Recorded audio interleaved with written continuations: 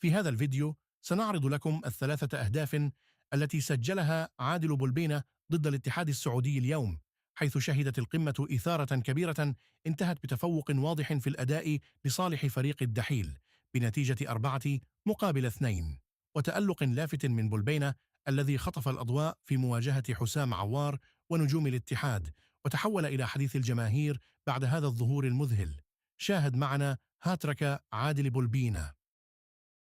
قبل أن نبدأ بعرض هذا الفيديو لا تنسوا الإعجاب والاشتراك في القناة وتفعيل الجرس ليصلكم كل جديدنا.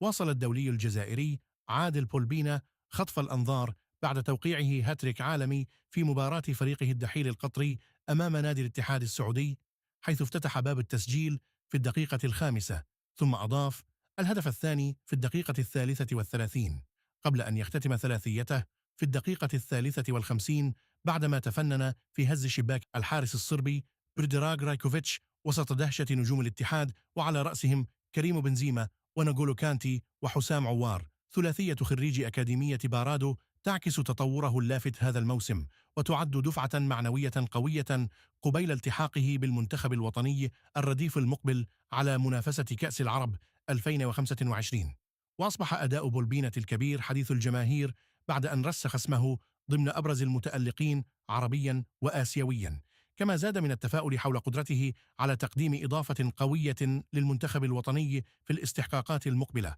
خاصة أن مستواه يشهد تطورا مستمرا في صناعة الفارق داخل الملعب، وهو ما يجعل من حضوره مع المنتخب قيمة مضافة يحتاجها الجهاز الفني في المواعيد القادمة. يجدر بالذكر أن بولبينة مستدعى في قائمة المنتخب الوطني الرديف الذي سيشارك في منافسة كأس العرب في قطر ابتداء من يوم الأول من ديسمبر، ليكون أحد الركائز الأساسية ضمن تشكيلة المدرب، ويواصل تقديم الإضافة المطلوبة بعد مستواه المتميز الذي أثبته مؤخرا مع ناديه الدحيل. الختام، ما رأيكم في المستوى المبهر الذي يقدمه عادل بولبينة هذا الموسم؟ شاركونا آراءكم في التعليقات.